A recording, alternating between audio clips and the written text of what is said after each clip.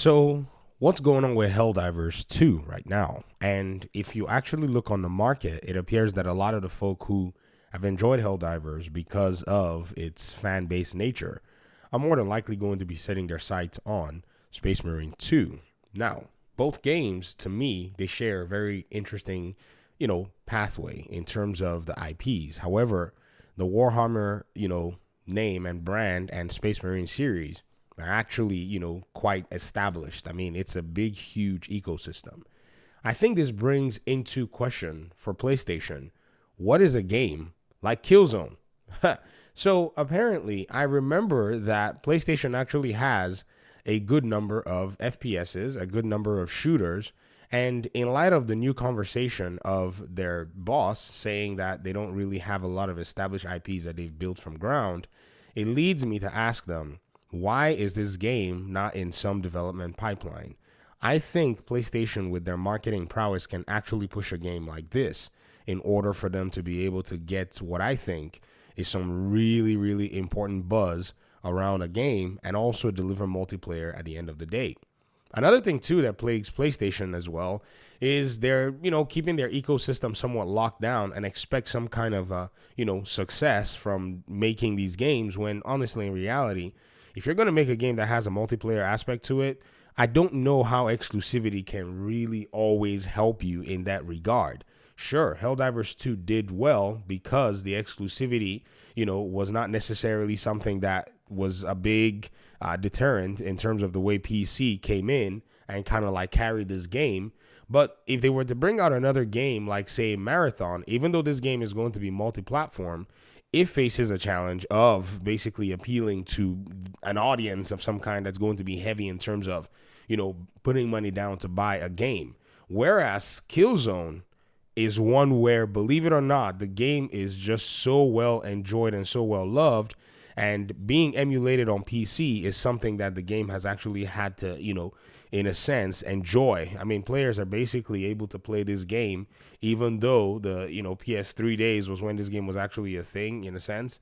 And so now you can basically go and see gameplay online. You can see people talking about the game. You can even see some of the emulated games actually still online and people people playing some of the Killzone titles. I think one of them is being played online even currently. So I think PlayStation is in a position where they've gawked, they fumbled the bag, and they've taken their money to go and money hack games instead of actually making games. And so now they're going to be beaten with a stick in the head in this category unless they make a significant turn on exactly how they're going to approach this market. Because you see, this is what I've always said. PlayStation will continue to face, and Xbox as well, they face steep competition from a lot of different IPs out there. There's no doubt about that. And the steep competition is pretty much, publishers who are their partners and publishers who are their, the people that do business with them, that make games and put them on their platform. And in this light, a game like Concord was always bound to fail. There was no, I just don't understand how they perceived that Concord was going to do well. And when you kind of also weigh it out and say, okay, well, how are they going to go ahead and, Concord has already disappeared. They've already disappeared from Steam. Sheesh. Oh, today is the 6th, so it's gone. Concord's gone, guys. Wow. So in reality, how are you going to be able to pit a game like Marathon against a game like Helldivers and against a game like, the Space Marine 2 game and other shooters that are coming out? That's a very big question that they need to ask. But I'm not, certain that a game like Killzone is not going to resonate with players. I think we can say it's a safe bet. And what's even interesting is Guerrilla Games, who, are responsible for the development of Killzone, have always basically been a studio that's been sitting there. But guess what? PlayStation is making, or I guess this is what they're making these days, Lego Horizon. This studio is tied up with Studio Gobo making a Lego game. This IP could have easily been, sent ahead for another studio to deal with. And then this particular developer would have basically been in a position where they can work on a game that will meet this need. The Horizon games they're good. They, in terms of gameplay and all that, their quality is not, mistaken. Guerrilla can make good games. They can make good visuals. They can make games that actually do match that. And at the same time, with that, with that experience and with that expertise, it's, I mean, I'm just like, it's a no-brainer. Like, don't you think so, ladies and gentlemen? I think it's a no-brainer. I think it's a freaking no-brainer that these games are something that they, have, and something that they can make, and something that they've made in the past.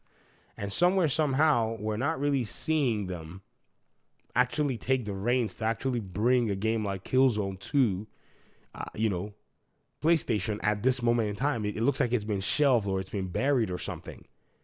PlayStation needs to basically wake up. They need to actually tap into what is already existing and available.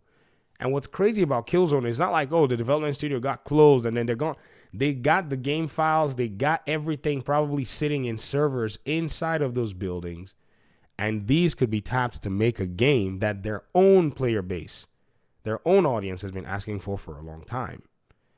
So, ladies and gentlemen, I think it's time for the wake-up call. PlayStation has basically weakened itself by prioritizing the things that it didn't need to prioritize and is now sitting here. Whereas, as many people have made fun of Xbox for all of these years, they have their own series. They have the Gears of War series, which to me, I think is a very exciting series. And I know its pedigree. I know what it's capable of doing in terms of bringing, games to people who are very interested in shooters of this nature. I remember when I first, came to university in the US, man, everybody was playing this game in the dorms. I'm not a Gears of War player by any stretch, but it was very exciting to see, people just enjoying a franchise like crazy. And now they've decided that they're going to turn to bring Gears of War E-Day, which has generated a lot of excitement with the core Xbox fan base. This kind of excitement is what I think KillZone can generate within the PlayStation fan base if they were to pursue it. But these are my thoughts. I'd love to hear what your thoughts are in the comment section. Thanks so much for watching the video. I appreciate you guys' time and audience, and hopefully we'll talk pretty soon in another one. Peace out.